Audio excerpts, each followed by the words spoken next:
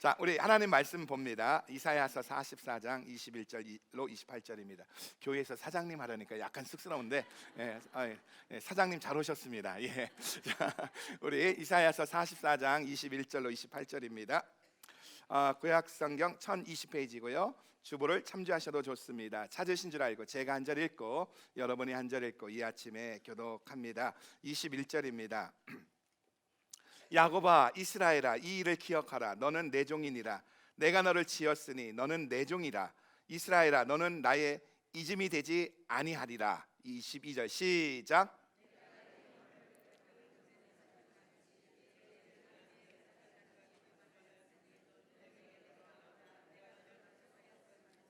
여호와께서 이 일을 행하셨으니 하늘아 노래할지어다. 땅의 깊은 곳들아 높이 부를지어다. 산들아 산림과 그 가운데 모든 나무들아 소리내어 노래할지어다. 여호와께서 우리를 구속하셨으니 이스라엘로 자기를 영화롭게 하실 것임이로다.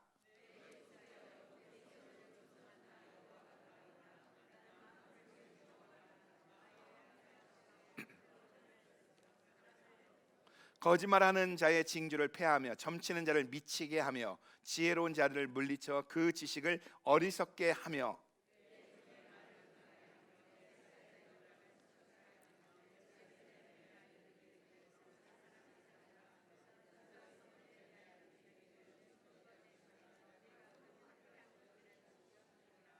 기품에 대하여는 이르기를 마르라. 내가 네 강물들을 마르게 하리라 하며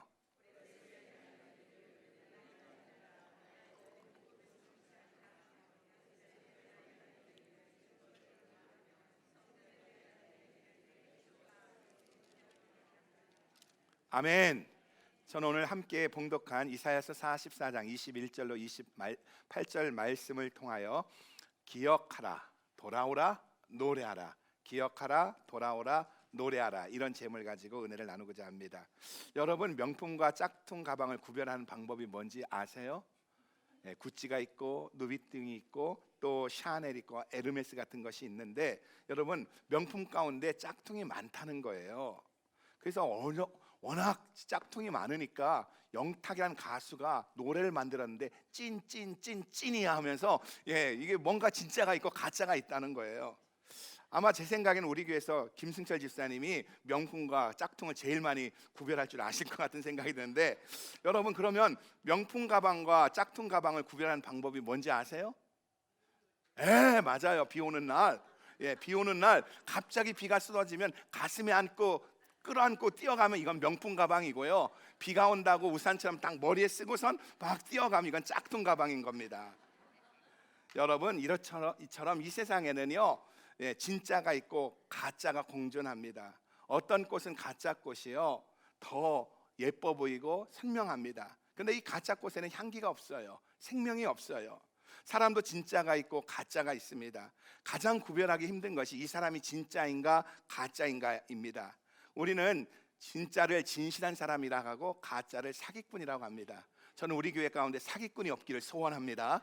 우리 모두가 진실한 사람이 되어지길 축복합니다. 우리 한번 옆 사람 축복하십시다. 당신과 나는 진실한 사람입니다. 시작. 에이고, 여러분 얼굴 보니까 말은 그렇게 하면 속으로는 이 사기꾼아 그러는 것 같은데 아니에요. 우리 모든 진실한 사람들입니다. 교회도 보면 진짜가 있고요, 가짜가 있습니다. 건물도 크고 사람들이 많이 모이지만 가짜 교회가 많다는 거예요. 진짜 교회는 성령님이 역사하고 예수님이 주인인 교회입니다. 하나님이 영광 받으시는 교회입니다. 그러나 가짜 교회는요, 제도와 방법과 시스템으로 움직이고 사람이 주인입니다. 사람이 영광을 받는 교회는 가짜라는 겁니다. 그런데 하나님도 진짜가 있고 가짜가 있다는 거예요. 우리는 진짜 하나님을 가리켜서 살아계신 하나님, 전능하신 하나님, 좋으신 하나님이라고 합니다. 그러나 가짜 하나님을 가리켜서 우상이라고, 거짓신이라고 말하고, 거짓신을 믿는 것을 가리켜서 우상숭배다, 미신이다 이렇게 이야기합니다. 이와 같이 언제나 진짜가 있는 곳에는 가짜가 있습니다. 모조품이 있고요, 복사폰이 있다는 겁니다. 반대로 모조품이 있고 짝퉁이 있다는 말은 진짜가 있다는 말입니다. 인간에게는 신에 대한 갈망이 있습니다. 신에 대한 목마름이 있어요. 그래서 세계 어느 곳이나 사람들이 사는 곳에는 토속신이 있고 무당이 있고요, 종교가 있습니다. 어느 나라도 무당이 없는 나라는 없습니다. 어딜 가도 다 무당이 있습니다. 이스라엘도 마찬가지입니다. 그들은 전능하신 하나님을 믿는다고 하면서 이방신이며 우상인 바알신과 아세라신을 섬겼습니다. 이사야서 44장 9절에 보면은 가짜신을 섬기는 사람, 가짜신을 만드는 사람에 대해서 이렇게 이야기하고 있어요. 우리 이사야서 44장 9절 한번 읽어볼까요? 시작. 우상을 만드는 자는 다 허망하도다. 그들이 기뻐하는 우상은 무익한 것이며 그것의 증인들은 보지도 못하며 알지도 못하니 그러므로 수치를 당하리라. 여러분, 우상을 만드는 자는 다 허망하다 이렇게 이야기하고 있습니다. 근데 여기서 재미난 것이 있는데 가짜 신은 누가 만든다고요? 우상은 누가 만든다고요?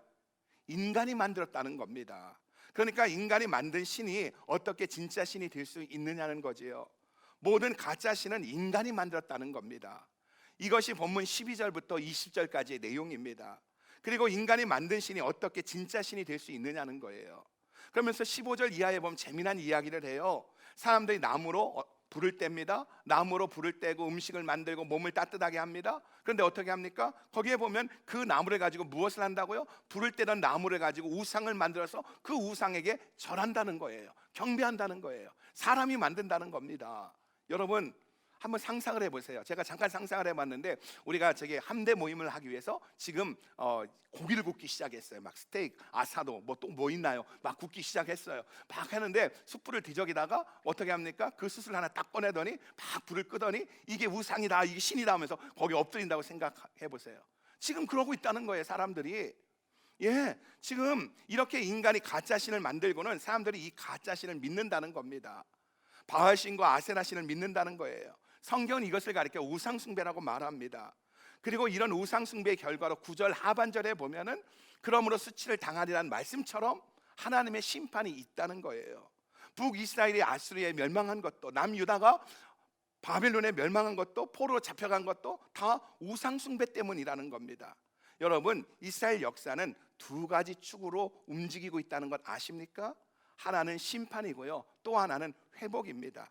우상을 숭배하고 하나님을 떠나 악을 행하면 하나님의 심판이 있고요, 그와 반대로 하나님을 경외하고 하나님께로 돌아오고 우상을 버리면 하나님의 치유와 회복과 축복을 받는다는 겁니다.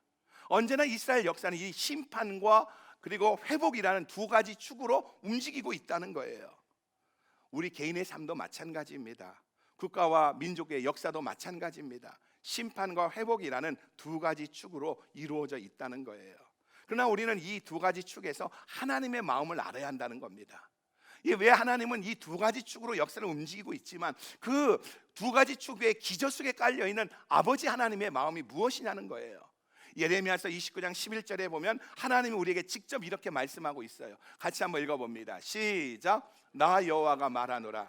너희를 향한 나의 생각은 내가 하나니 재앙이 아니라 곧 평안이요 너희 장래에 소망을 주려 하는 생각이라. 하나님이 직접 말씀하셔요. 나 여호와가 말한다. 너희를 향한 나의 생각은 재앙이 아니라 평안이고 장래에 소망을 주려는 것이다. 여러분, 이스라엘을 향한, 우리를 향한 하나님의 마음이 무엇이라고요? 저주와 심판이 아니라 축복이고 구원인 줄 믿으시기 바랍니다. 장래의 소망이라는 거예요. 그런데 이런 하나님이 채찍을 드셨다는 거예요. 이 말은 하나님께로 돌아오라는 겁니다. 돌아와서 회복하여 구원과 축복을 누리라는 겁니다. 그러니까 회복을 위해 심판이 있고 채찍이 있다는 거예요. 그러나 심판이 있고 채찍이 있지만 그 진심은, 하나님의 진심은 심판이 아니라 회복이고 구원인 줄 믿으시기 바랍니다. 본문 말씀은 회복의 메시지를 담고 있습니다. 이사야서는요, 바로 심판받고 있는 이스라엘 민족, 1장부터 39장까지 심판받고 있는 이스라엘 민족을 보여주면서 이 40장부터는 어떤 이야기를 하고 있습니까? 회복의 메시지를 주고 있다는 거예요. 우상 숭배로 심판을 받고 있는 이스라엘을 멸망과 저주 가운데 두시지 않고 회복시키기를 원하시는 하나님의 마음이 잘 드러나 있다는 겁니다. 하나님이 정말 우리에게 원하는 것은 회복인 줄 믿으시기 바랍니다. 그러면 회복을 위해 어떻게 해야 한다고요? 예수님이 이 땅에 오신 것은 회복입니다. 우리가 지금 종려주일로 지키고 있는데 이 종려주일은 예수님이 우리의 모든 죄를 짊어지시고 십자가에 죽기 위해 예루살렘 성에 입성하실 때 사람들이 종려나무 가지를 흔들면서 호산나 호산나 외쳤는 데서 근거하여 종려주일이라는데, 이 종려주일은 바로 종려주일을 지나고 난 다음 한 주간 고난주간이고 예수님이 그리고 고난주간을 마치시면서 십자가에서 죽으십니다. 근데 이 종려주일에 우리가 어떻게 해야 된다고요? 회복을 위한 하나님의 첫 번째 메시지가 뭔지 아십니까? 우리 22절 한번 읽어봐요. 21절입니다. 21절 다시 한번 읽어봅니다. 시작. 너는 내 종이니라 내가 너를 지었으니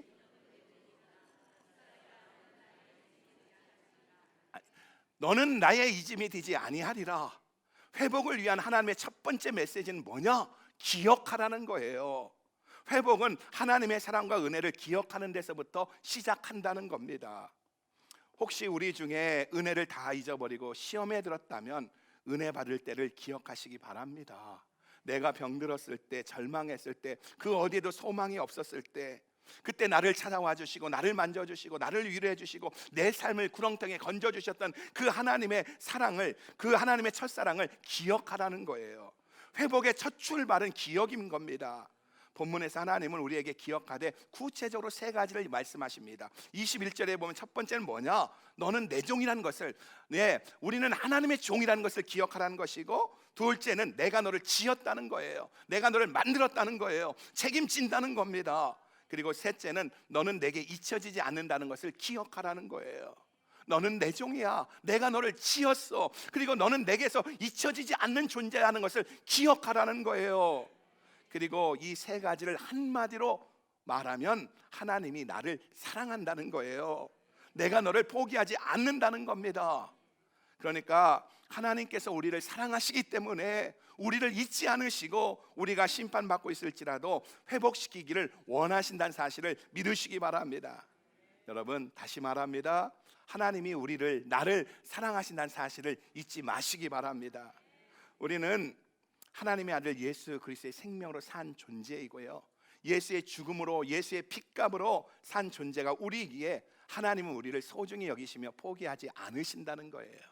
늘 이야기하지만 하나님에게 있어서 가장 소중한 것은 자기 아들 독생자 예수입니다. 근데 그 예수를 우리를 위해서 십자가에 내어주고 피 흘려 죽게 했다는 거예요.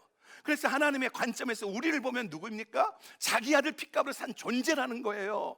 그러게 하나님 우리를 포기하지 않는다는 겁니다. 사랑한다는 거예요. 끝까지 포기하지 않는 줄 믿으시기 바랍니다. 우리는 이런 하나님을 기억해야 된다는 거예요. 그때 회복이 시작된다는 겁니다. 오늘은 성찬식이 있는 날입니다. 성찬식이 뭡니까? 성경은 이렇게 말합니다. 이것은 너희를 위한 내 몸이니 이것을 행하여 나를 기념하라. 기념하라. 기억하라. 나를 위해 죽으시고 부활하신 예수 그리스도를 기억하는 것, 이것이 바로 성찬식이라는 거예요. 왜 그렇습니까? 성경 끊임없이 우리에게 기억하라, 기억하라는데 왜 그렇습니까? 기억할 때 회복이 있기 때문에 그런 거예요. 그래서 회복의 첫 단계는 은혜와 사랑을 기억하는 겁니다. 그런데 문제는요, 죄는 은혜를 잊게 한다는 거예요. 죄는 사랑을 잊어버리게 한다는 거예요. 누가복음 15장에 나오는 탕자의 특징은요, 아버지의 사랑을 잊은 겁니다. 여러분, 둘째 아들이 탕자인 이유는요, 집을 나가고 창기와 함께 아버지의 재산을 다 탕진했기 때문에 탕자가 아니라, 탕자인 이유는 아버지의 사랑을 잊었기 때문에 탕자인 줄 믿으시기 바랍니다.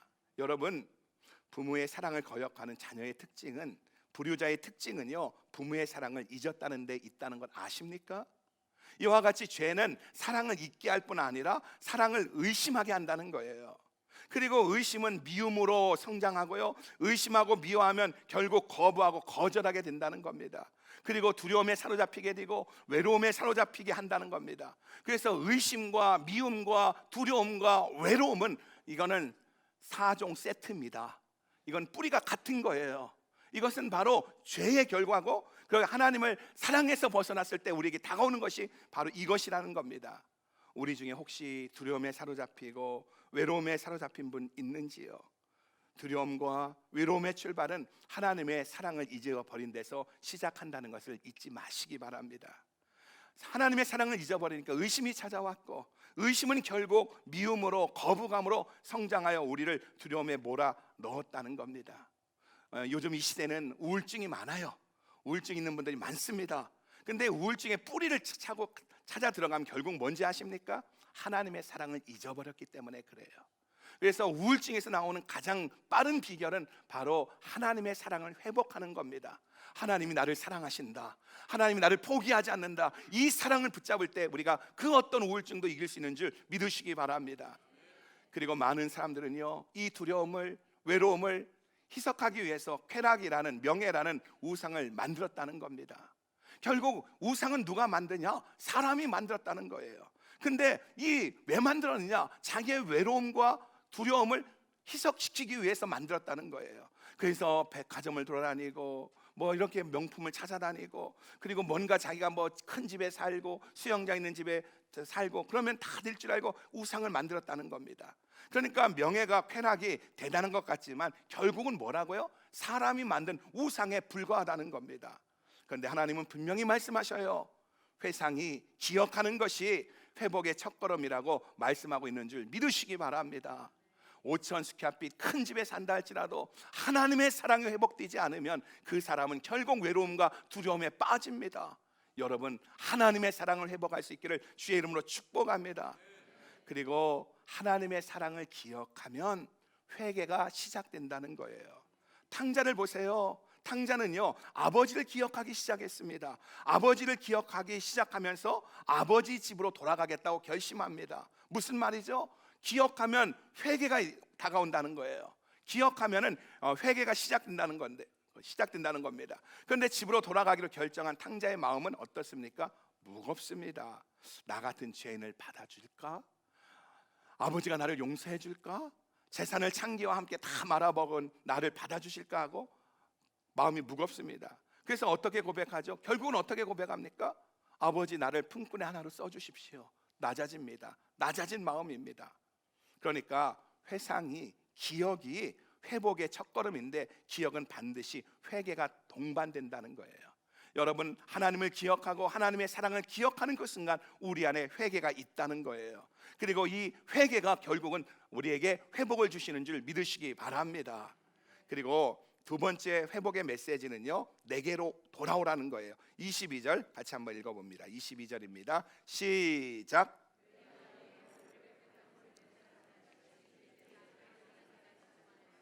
너는 내게로 돌아오라. 내가 너를 구속하였습니다. 돌아오라는 거예요. 첫째는 기억하라는 것이고, 두 번째는 돌아갈 때 회복이 있다는 거예요. 탕자가 아버지 집으로 돌아가려고 마음 먹을 때 죄가 가로막았습니다. 지은 죄가 너무 크기 때문에 돌아가기가 힘들었습니다. 아버지가 용서를 안 해줄 것 같아요. 재산을 창기와 함께 다 말아먹은 나를 용서하지 않을 것 같습니다.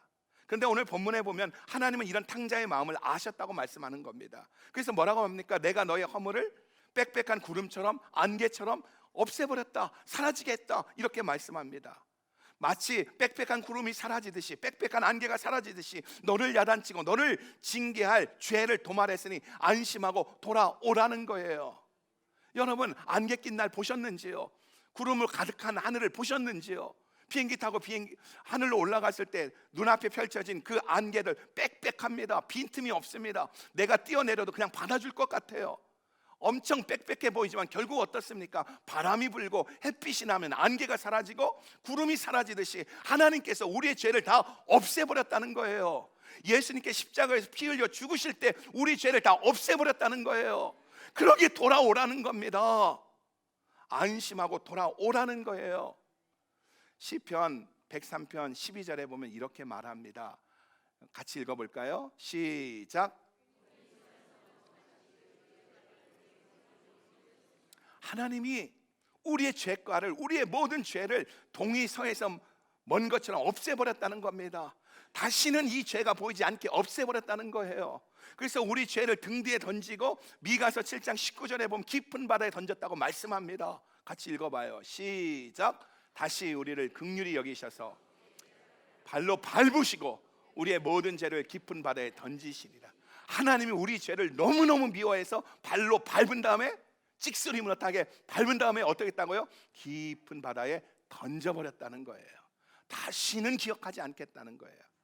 하나님은 다시는 기억하지 않는데 문제는 이놈이에요. 이놈, 우리. 하나님 깊은 바다에 던졌는데 거기다 낚싯바늘 던져갖고 낚시질에 다시 꺼내내고 있다는 거예요. 그래서 나는 죽일 놈이야, 나는 죄인이야, 나같이 나쁜 놈이 어디 있어 하면서 맨날 탄식한다는 거예요. 그런 모습을 보면서 하나님 너무너무 마음이 아파서 깊은 바다에다가 팻말 하나 딱 꽂아놨대. 그게 뭐냐? 낚시 금지. 하나님은 안 꺼내내는데 왜 우리가 꺼내내가지고 그러느냐는 거예요. 여러분, 하나님은 우리의 죄가 아무리 심각하다 할지라도 다 흩어버리시고 눈과 같이 씻어주시는 것을 믿으시기 바랍니다.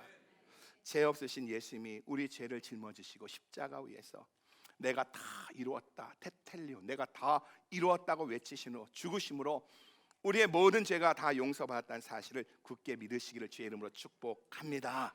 자, 우리 옆 사람 축복합니다. 한번 눈을 보고 인사합시다. 우리는 다 용서받았습니다. 시작. 다시 한번 인사합니다. 낚시질 그만하세요. 시작. 탕자가 아버지 집으로 돌아갈 것을 결정하기까지는 오랜 시간이 걸렸어요. 얼마나 갈등했으면 자기를 품꾼의 하나로 봐주십시오라고 고백했겠습니까? 이것은 혼자서 많은 고민을 했다는 거예요. 갑자기 품꾼의 하나를 써주세요가 아니라 생각하고 고민하다가 그렇게 이야기했다는 겁니다. 많은 분이 하나님께 돌아가고 싶어도요, 교회에 나오고 싶어도요, 그렇게 못합니다. 그런데 잊지 마십시오. 하나님은 이런 사람들에게 내 죄는 이미 용서받았다고 말씀하시고 계신 줄 믿으시기 바랍니다. 구봉서 장로님이 옛날에 연예인 교회를 할 때 하용조 목사님이 성경 공부를 인도했대요. 거기에 그 구봉서 장로님 해가지고 그 당시에 그 원로, 이제 지금은 원로지만 그 당시에 젊으신 연예인들이 모여 성경 공부를 했는데 한 번은 그 이런 얘기가 나왔대. 어떤 얘기가 나왔느냐면은 마리아가 아기를 낳는 이야기, 동정녀 탄생에 대한 이야기를 나왔대. 그랬더니 그 거기 앉았던 사람들이 한 번이 어떤 여자 가수가 그랬대요. 어떻게 처녀가 아기를 낳느냐고 그러면서 막 따지더래요. 근데 그러니까 막 이래저래 설명을 해도 계속 어떻게 처녀가 아이를 낳느냐고 따지더래. 그러니까 구봉서 장로님 듣다가 벌떡 일어나서 그랬대. 야, 지 남편이 믿는데 네가 뭐라고 그렇게 따지냐고. 여러분, 우리가 뭐라고 말해도 예수님은 우리의 죄를 용서한 줄 믿으시기 바랍니다. 아마도 탕자가 집을 떠나는 순간부터 아버지는 용서를 했을 겁니다. 그래서 문 밖에 서서 아들이 돌아오기만을 기다렸을 겁니다. 이것이 아버지의 심정이고 하나님의 마음입니다. 오늘 또 하나님, 우리가 하나님 품으로 돌아오기만을 기다린다는 사실 앞에 하나님께로 돌아가 회복되는 놀라운 역사가 있기를 주의 이름으로 축복합니다. 세 번째 회복의 메시지는요, 하나님께서 이 일을 행하셨으니 너는 노래하라는 거예요. 우리 23절 읽어봅니다. 23절입니다. 같이 읽어봅니다. 시작. 여호와께서 이 일을 깊은 곳들아 높이 부를지어다. 산들아 산림과 그 가운데 모든 나무들아 소리내어 노래할지어다. 여호와께서 야곱을 구속하셨으니 이스라엘로 자기를 영화롭게 하실 것이미로다. 예, 하나님께서 이 일을 행하셨으니 너는 노래할지어다. 큰 소리로 노래할지어다. 여기서 하늘, 땅, 산, 숲, 나무, 이것은 사람을 포함한 모든 피조물을 말합니다. 노래하라는 거예요. 모든 피조물들아 노래하라는 겁니다. 그러면서 노래의 내용을 말씀하고 있는데 노래의 내용이 뭐라고요? 23절 다시 보세요. 야곱을 구원하신 하나님이, 너를 구원하신 하나님이 이스라엘로 자기를 영화롭게 하실 것이다. 너를 구원했고 앞으로 내가 너를 영화롭게 할 것이기 때문에 너는 노래하라는 거예요. 아멘. 여기서 노래는 히브리어로 라난이라고 하는데 그 뜻은 환호의 외침, 기쁨의 탄성입니다. 그리고 이것은 동사예요. 기쁨의 탄성이고 외침인데 동사로서 한 번 하는 것이 아니라 계속해서 하라는 거예요. 계속된 외침을 말합니다. 여러분, 그러니까 예수 믿는 사람의 특징이 뭐냐 하면은 찬양이고 기쁨이고 춤인 줄 믿으시기 바랍니다. 그런데 너무나 많은 그리스도인들이 우울하고요, 표정이 어둡다는 거예요. 교회 와서도 세상 모든 무거운 짐을 나 홀로 지고 그런 식으로 너무너무 슬프다는 겁니다. 우리는 울어야 할 때가 있습니다. 그러나 계속 울어서는 안 된다는 거예요. 우는 것은 잠깐이어야 한다는 겁니다. 여러분, 우리가 구원을 확신한다면, 하나님이 나를 영화롭게 하실 것을 확신한다면 여러분, 이제 일어나야 합니다. 입을 열어야 합니다. 또 이 말은 노래하고 기뻐할 때 회복의 역사가 있다는 거예요.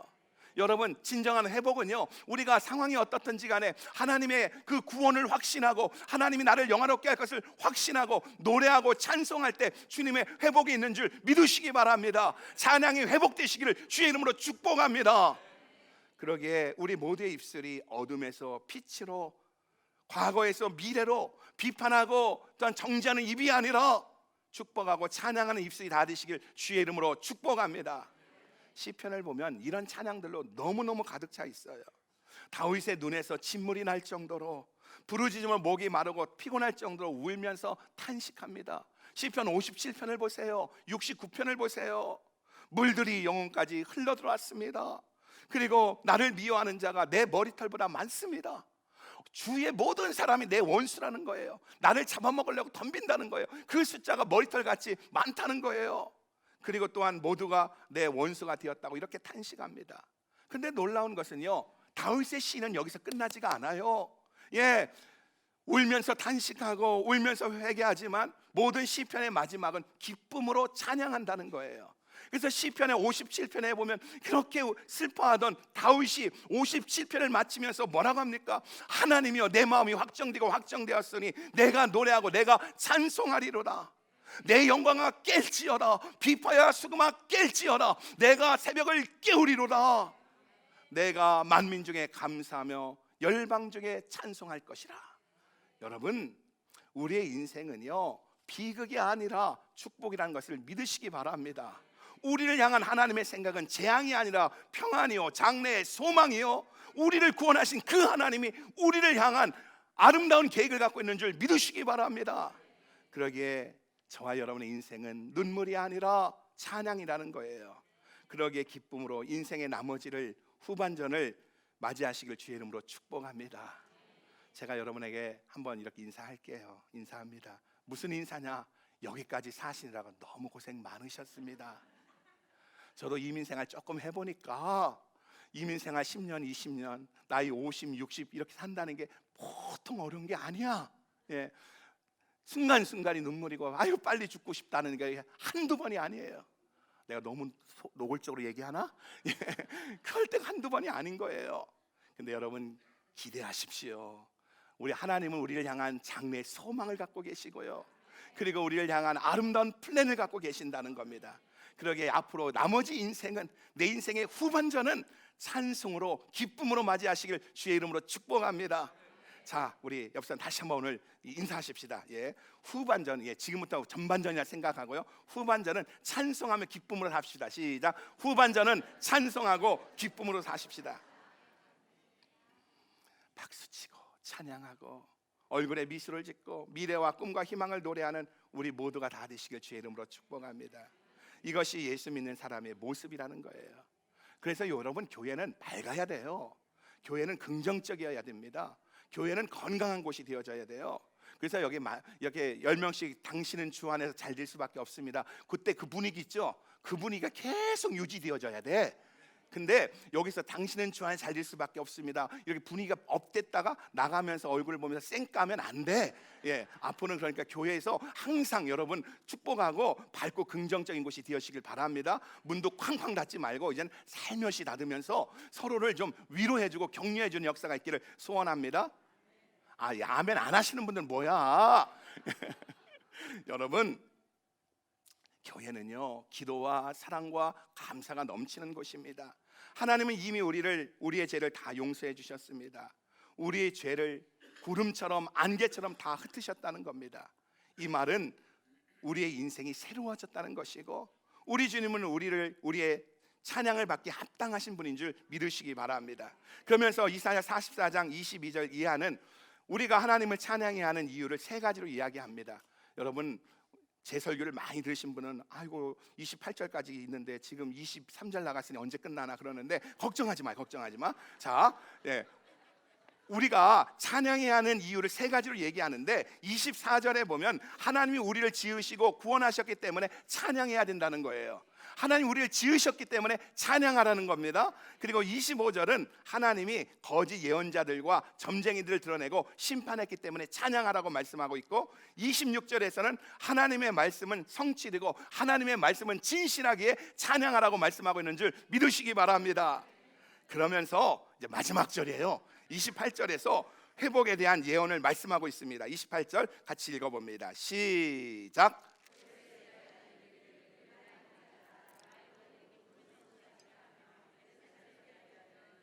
중건되리라 하며 세움이 되리라 하는지라. 아멘. 여기 보세요. 하나님은 이방 왕 고레스를 이용해서 이스라엘을 회복시킬 것을 말씀하고 있습니다. 내가 너를 회복할 것이다. 너희는 기쁨으로 노래하라. 그렇게 하시면서 28절에 와서 고레스를 통해서 회복시킨다고 말씀합니다. 그리고 실제로 이 예언이 있고 난 다음에 이사야서 44장의 말씀이 있고 난 이후에 200년 후에 하나님은 페르시아 고레스라는 사람을 통해서 이스라엘을 회복시켜 준 줄 믿으시기 바랍니다. 또 하나님은 또 오늘 28절에 보면 예루살렘 성에게 또한 예루살렘 성전에게도 말씀합니다. 예루살렘 성아 너는 중건될 것이다. 예루살렘 성전아 네 기초가 놓일 것이다. 이렇게 선포합니다. 그리고 이 말씀은요 1.1획도 변함없이 다 이루어진 줄 믿으시기 바랍니다. 실제로 고레스 왕 때 이 예언이 선포된 후에 200년 후인 고레스 왕에 의해서 어떤 일이 일어납니까? 포로 귀환의 명령이 내려져서 바벨론에 페르시아에 있었던 15,000명의 사람들이 스룹바벨과 예수아의 인도로 예루살렘으로 돌아가서 그들이 예루살렘 성을 세우고 성전을 세우고 그곳에서 예배한 줄 믿으시기 바랍니다. 여러분 하나님은 말씀하시고 성취하시는 분이기에 우리의 찬양을 받기에 합당한 줄 믿으시기 바랍니다. 저는 이 말씀을 묵상하면서 얼마나 흥분이 되는지 무릎을 탁 쳤다니까요. 왜요? 하나님은 말씀하시고 이루신다니까요. 이게 하나님 말씀했는 게요. 그렇게 생각하는 사람 무릎을 안 쳐. 근데 이걸 보면서 이 확신이 생기는 사람은 무릎을 치게 된다니까요. 네. 맛을 봐야 맛을 아는 샘표 간장. 자 보세요. 이 말은 왜 그러냐 하면은요, 이 말씀은요 하나님은 우리를 향하여도 구체적인 플랜을 갖고 계신다는 거예요. 우리 교회를 향해, 내 가정을 향해, 지금은 교회 나오지 않고 핍박하는 남편이지만 우리 남편을 대해서도 구체적인 플랜을 갖고 있다는 거예요. 그리고 하나님은 말씀하신 대로 이루신다는 것을 믿으시기 바랍니다. 여러분 하나님이 우리를 지으셨습니다. 그리고 죄인된 우리를 위해 독생형자 예수를 이 땅에 보내시며 죄 없는 자로 우리의 죄를 짊어지시고 십자가 위에서 죽게 하셨습니다. 그리고 우리의 구원을 완성시켰습니다. 그래서 우리를 구원한 것을 끝내지 않고 하나님은 우리로 하나님의 증인으로 하나님의 종으로 살도록 구체적인 플랜을 갖고 있는 줄 믿으시기 바랍니다. 지금부터 우리 인생의 후반전은 바로 하나님이 이 구체적인 플랜을 따라 살아가는 인생인 것을 믿으시기 바랍니다. 그러기에 우리는 하나님을 향하여 소리질러 찬양하고 그분의 이름을 높여야 한다는 겁니다. 다시 말합니다. 여러분 목소리 높여 찬양하자고, 일어나서 찬양하자고, 손뼉을 치며 찬양하자고, 이것은 순복음교회 스타일이 아닌 거예요. 어떤 분들은 순복음교회 오니까 왜 이렇게 소리치라고 하는지, 왜 손뼉을 치라고 하는지, 일어나라 하는지 귀찮아 죽겠다고 그러는데, 여러분 순복음 스타일이 아니라 성경에 그렇게 나와 있어요. 시편에 보면 Anticipate with thanksgiving, 네가 감사하면 나와서 손뼉을 치며 일어나서 손을 들고 찬양하라고 있어요. 그러니까 여러분 우리가 생각을 바꿔야 되는 거예요. 내가 안 되는 것은 아직 내가 믿음이 없구나, 내가 좀 못한 내가 문제지 저렇게 잘하는 저 사람이 문제가 아니라, 야 저게 무당이냐 왜 저러냐 그러면 안 되고, 그 사람은 정상이고 못하는 내가 문제야. 그러니까 성경에 그렇게 있으니까 나는 성경 얘기만 하는 거예요. 예, 여러분 정말 어쨌든 우리는 회복됩니다. 하나님 회복시켜 주십니다. 자, 결론을 말씀드립니다. 내가 만든 우상에 빠져서 두려워하고 외로워하는지요? 하나님은 이런 우리를 회복하기로 결심하셨습니다. 그리고 구체적인 플랜을 가지고 계신다는 것을 믿으시기 바랍니다. 그러면서 회복의 3단계를 말씀하십니다. 첫 번째는 기억하라는 거예요. 하나님의 사랑과 은혜를 기억하면 회복이 온다는 겁니다. 오늘 이 한 주간 고난 주간을 보내면서 저와 여러분이 가야 할 것은 어떤 것이냐? 주님의 그 십자가 앞에 나가 나를 사랑하신 그 하나님의 사랑을 기억하는 겁니다. 두 번째는 돌아오라는 거예요. 하나님이 이미 용서했으니 돌아오면 회복된다는 겁니다. 그 사랑을 묵상하며 주님께로 나가는 한 주간이 되시길 바랍니다. 그리고 세 번째는 찬양하라는 거예요. 야곱을 구원하신 하나님이 이스라엘을 영화롭게 할 것이기 때문에 찬양하라는 겁니다. 소리치며 손뼉치며 춤을 추며 그분의 위대하심을 찬양하라는 겁니다. 여러분 우리의 인생이 찬양으로 가득 찰 때 하나님과 함께 영광스러운 삶을 살 수 있다는 것을 믿으시기 바랍니다. 여러분, 종려주일과 고난주간입니다. 다시 부탁합니다. 여러분, 이 고난주간은 우리가 주님의 그 십자가를 기억하는 거예요. 사랑을 기억하는 겁니다. 그리고 예수께로 돌아가는 겁니다. 그리고 찬양하는 겁니다. 여러분, 그때 놀라운 회복의 역사가 저와 여러분의 삶 가운데 있다는 사실을 믿으시기 바랍니다. 다 같이 고개 숙여주시기 바랍니다. 오늘은 성찬식이 있는 날입니다. 성경은 이렇게 말합니다. 내가 너희에게 전한 것은 주께 받은 것이니 곧 주 예수께 잡히시던 밤에 떡을 가지사 축사하시고 떼어 가라사대 이것은 너희를 위하는 내 몸이니 이것을 행하여 나를 기념하라 하시고 식후에 또한 이와 같이 잔을 가지시고 가라사대 이 잔은 내 피로 세운 새 언약이니 이것을 행하여 마실 때마다 나를 기념하라 하셨으니. 여러분, 성찬은 하나님께서 교회에 주신 유일한 예식 중에 하나인 이 성찬식은요, 기념하는 겁니다. 기억하는 겁니다. 예수님이 나를 위해 죽으신 것을 기억하는 거예요. 하나님의 아들이 나를 위해 십자가에 피 흘려 죽으신 것을 기억하는 겁니다. 그리고 더 나아가 내가 암에 걸리고 죽을 병에 걸리고 그리고 사방으로 막혀 있을 때 나를 찾아와 나를 그 어둠에서 건져주셨던 그 하나님의 사랑을 다시 기억하는 겁니다. 나를 찾아와 들려줬던 그 세미한 하나님의 음성을, 사랑스러운 음성을 다시 기억하는 거예요. 성찬은 기억합니다는 고백과 함께 성경은 또 이렇게 말합니다. 너희가 이 떡을 먹으며 이 잔을 마실 때마다 주의 죽으심을 오실 때까지 전하는 것이니라. 그러면서 동시에 결단하는 겁니다. 나를 만나주시고 나를 구원하신 하나님, 그 사랑을 내가 이웃에게 증거하겠습니다. 열방에 증거하겠습니다. 고통당하는 트르키예에 저 북한 땅에 증거하겠습니다. 결심하는 것이 성찬의 의미입니다. 동시에 그 고난에 동참하는 거예요. 예수님이 나를 위해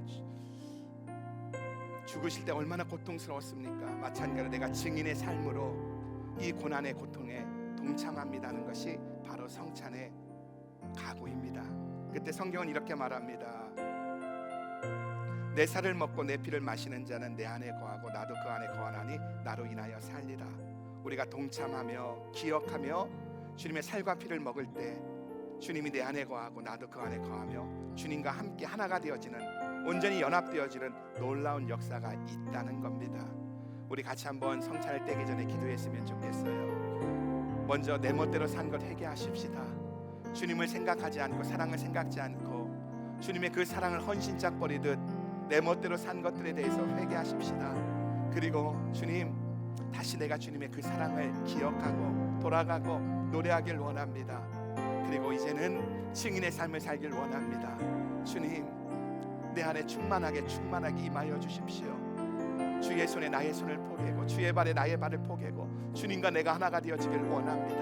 우리 같이 한번 기도합니다. 좋으신 아버지 하나님, 주님 사랑합니다. 너무나 내 멋대로 살았습니다. 내 방식대로 살았습니다. 내가 필요할 땐 하나님을 끌어왔고 아버지 하나님, 내 삶이 평탄할 때는 내 멋대로 내가 주인인처럼 살았습니다. 주님의 죽으심과 주님의 그 부활과 주님의 그 사랑을 너무나 아버지 너무 쉽게 헌신짝처럼 버리고 살았습니다. 오늘 이 시간 아버지 성찬식을 통하여 나를 사랑하시되 죽기까지 사랑하시고 아들을 보내어 죽기까지 사랑하신 그 하나님의 사랑을 기억할 수 있는 이 시간 되어지게 하여 주시고 주님 구하며 기도합니다. 이제는 증인의 삶을 살게 하소서. 나를 향한 구체적인 플랜을 갖고 계신 하나님의 말씀을 따라 증인의 삶을 살게 하여 주십시오. 예수의 이름